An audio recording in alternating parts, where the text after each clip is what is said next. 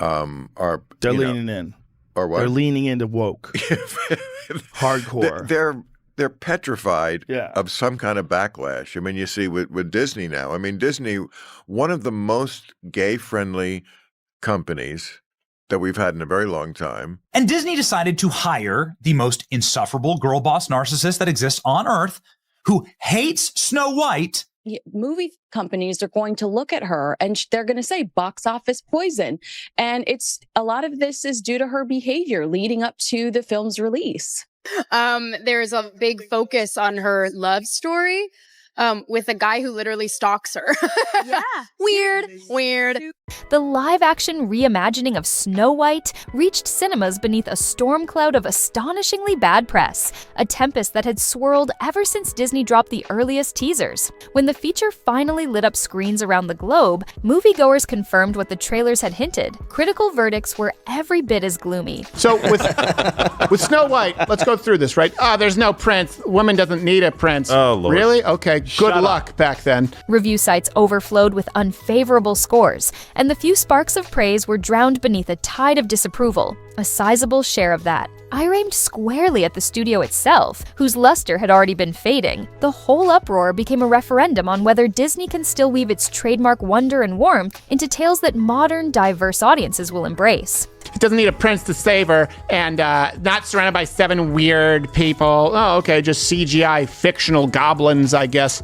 After viewing the finished cut, many observers felt the timeless heartbeat that once let these fairy stories transcend generations had been smothered by the remake's new sensibilities. Plenty of fans also raised eyebrows at the studio's heavy technological touch, where a simpler, more human approach might have preserved the original charm. Very quickly, the conversation turned the film into a cautionary tale, a sparkling example of how an adored classic can morph into a lightning rod for everything viewers dislike about Disney's present-day philosophy. To go out and badmouth everybody and talk smack about, older movies in the same franchise, the canon story, I guess? Yeah. I don't know, dude. I feel like they would have had better control over that. The animated masterpiece from the late 1930s is almost universally hailed as pure movie magic. Yet this update struck many as detached from the gentle spirit that enchanted children and adults alike. Reviewers argued that, in chasing relevance, the studio diluted the very qualities that made the story universally magnetic. Its dependence on digital trickery, rather than on practical artistry or nuanced performances,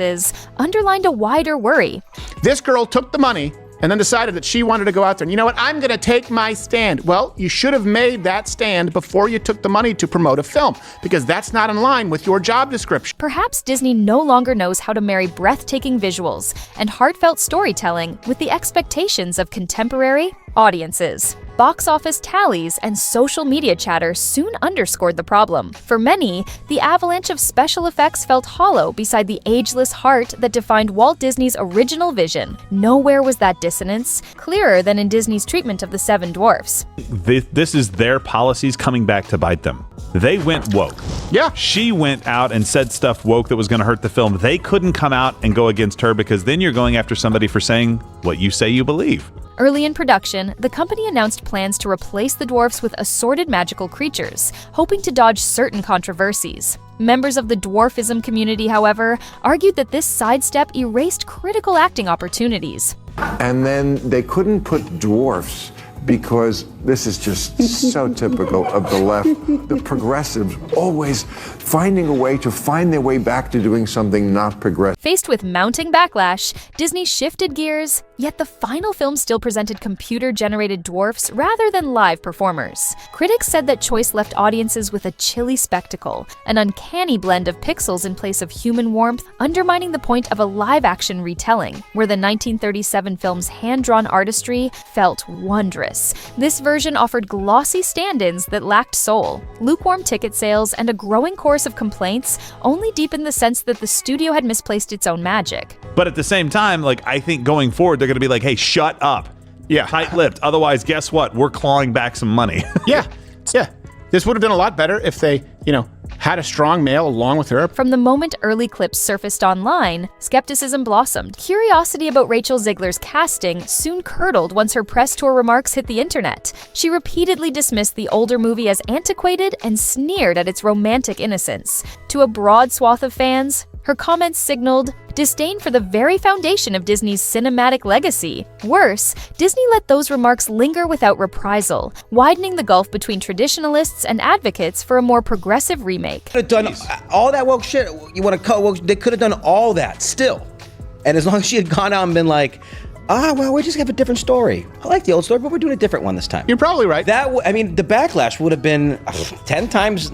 Yes. You're probably right. When Zegler tried to sound enthusiastic, nearer the premiere, many found the pivot unpersuasive. On screen, her Snow White struck critics as brash and self-certain, rather than gentle and kind-hearted, a stark break from the character immortalized in Disney lore. That shift, they said, collided head-on with the story's historic tenderness, and further fueled doubts that the studio could balance sweetness and modern swagger. Broader debates about Disney's trajectory erupted. Detractors felt the House of Mouse was chasing commentary at the expense of timeless wonder. Our primary purpose is to entertain, and where we can entertain responsibly, obviously we try to do that. We try to have a positive impact on the world, but the first thing we need to do is entertain. While supporters insisted new perspectives keep legends alive. Regardless, a sizable audience judged the update heavy-handed and inorganic. Long-time fans' deepest fear surfaced again, that Disney, once guardian of enduring fairy tales, now prized social messaging over universal emotion. Complications multiplied after Peter Dinklage publicly criticized stereotypical depictions of dwarfs in fairy literature, the original Snow White included. While some praised him,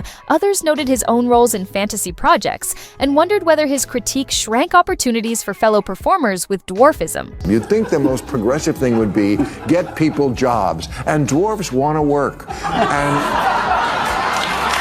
CGI dwarfs, leaked images of which spurred viral ridicule, only amplified the controversy. Disney first denied the leak's authenticity, then admitted the truth once the genie was out of the bottle, further eroding trust. Adding fuel to the fire, leaked footage suggested a heroine more inclined to lecture than to welcome her woodland friends, leaving some viewers joking that Snow White looked harsher than the villain. Word of mouth suffered. At the precise moment Disney needed goodwill, Gal Gadot's turn as the evil queen, initially hyped as a showstopper, became footnote material once whispers of backstage tension between the leads took center stage.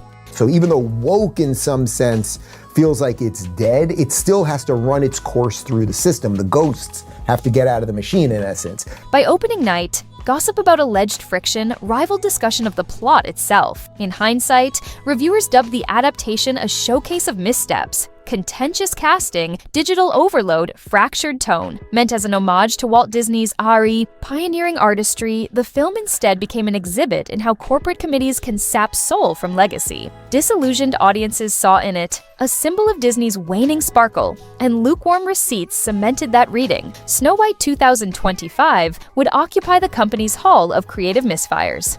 Jonah Platt, whose father helped produce the latest Snow White film, had some very harsh words for star Rachel Zegler.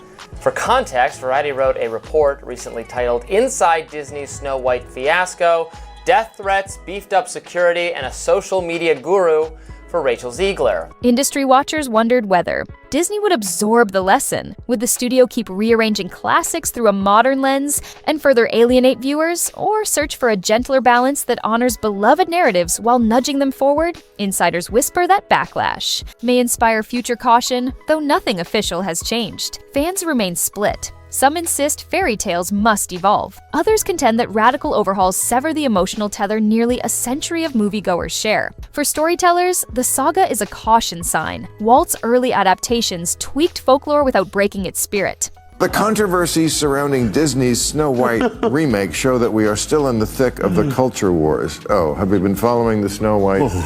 Actually, the first I'm hearing of this. The new version, critics argue, grafted on too many ideals at once, erasing the innocence that fuels nostalgia. Tampering with that nostalgia, they warn, invites swift backlash. An outcome the remake made painfully clear. Inside Disney, executives juggle profits, representation goals, public perception, and prestige. Calculations that clashed spectacularly with audience sentiment this time. Whether the stumble sparks true reflection or just surface-level tweaks remains open. Many devotees hope it rekindles respect for heartfelt craftsmanship.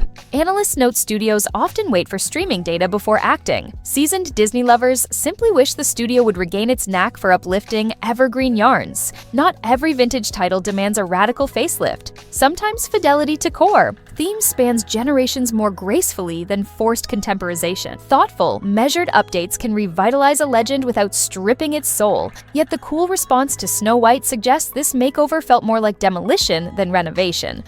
This is like an honest golden employment opportunity for dwarves. There's not that many scripts that come down the pike. No, it's 7 of them. Ultimately, the film stands as a beacon of the perils lurking in classic reinvention, the tightrope between nostalgia and progress, commercial imperatives and emotional resonance, digital dazzle and organic storytelling. As ticket stubs faded and streaming metrics trickled in, observers asked whether the stumble would drive meaningful change or merely trigger rousing speeches about lessons learned. Online debates raged over alternate approaches, casting real actors with dwarfism, softening the lead's edge, crafting a marketing plan that did not alienate core fans. Across continents, viewers lamented losing a treasured slice of collective heritage to what they deemed superficial tinkering. Our primary purpose is to entertain, and where we can entertain responsibly, obviously we try to do that. We try to have a positive impact on the world, but the first thing we need to do is entertain. Executives now face a perennial riddle: how to honor shifting social values without dismantling the timeless heart of fairy tales.